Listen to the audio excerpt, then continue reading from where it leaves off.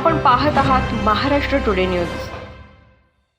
मराठा आरक्षणाच्या मुद्द्यावर आंदोलक मनोज जरांगे यांच्या आंदोलनाला मोठे यश मिळाले आहे।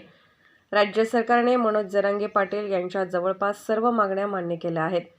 सरकारच्या शिष्टमंडळासोबतच्या यशस्वी चर्चेनंतर मराठा आरक्षणाचे कार्यकर्ते मनोज जरांगे पाटील यांनी मुख्यमंत्री एकनाथ शिंदे यांनी चांगले काम केले आहे। आमचा विरोध आता संपला आहे, आमची विनंती मान्य करण्यात आल्याचे जाहीर केले। दरम्यान यापूर्वी रात्री उशिरापर्यंत मनोज जरांगे आणि सरकारचे शिष्टमंडळ यांच्यात जवळपास 3 तास चर्चा झाली। यानंतर शिष्टमंडळाकडून मनोज जरांगे यांना सगेसोयरे याबाबतचा अध्यादेश सुपूर्द करण्यात आला। तसेच यावेळी जरांगे यांच्या 3ही मागण्या मान्य करण्यात आल्या। त्यामुळे आज सकाळी मनोज जरांगे यांनी मुख्यमंत्र्यांच्या उपस्थितीत उपोषण सोडले। शिष्टमंडळाच्या बैठकीनंतर बोलताना मनोज जरांगे म्हणाले की आपला लढा होता तो मराठा समाजाच्या 54 लाख नोंदी सापडल्या, त्यांना प्रमाणपत्र तातडीने द्यावेत, तसेच नोंदी सापडल्या नाही त्या परिवारांना सुद्धा तातडीने प्रमाणपत्र वितरित करण्यात यावी, ती प्रक्रिया सुरू झाली आहे।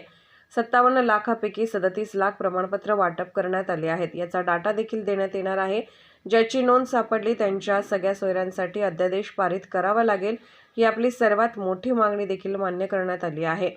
तसेच मराठा समाजाच्या 3ही मोठ्या मागण्या मान्य झाल्याचे देखील मनोज जरांगे पाटील यांनी स्पष्ट केले।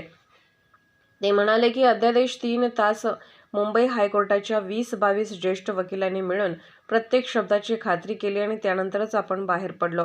आपल्या सगळे सोयऱ्यांचे त्यामध्ये घ्यायचे होते ते घेतले आहे। अंतरवली येथे दाखल झालेले गुन्हे मागे घेण्यात येतील असेही जरांगे यावेळी म्हणाले। तसेच शिक्षणाबाबत ओबीसीच्या सवलती मराठा बांधवांना देखील देण्यात येतील।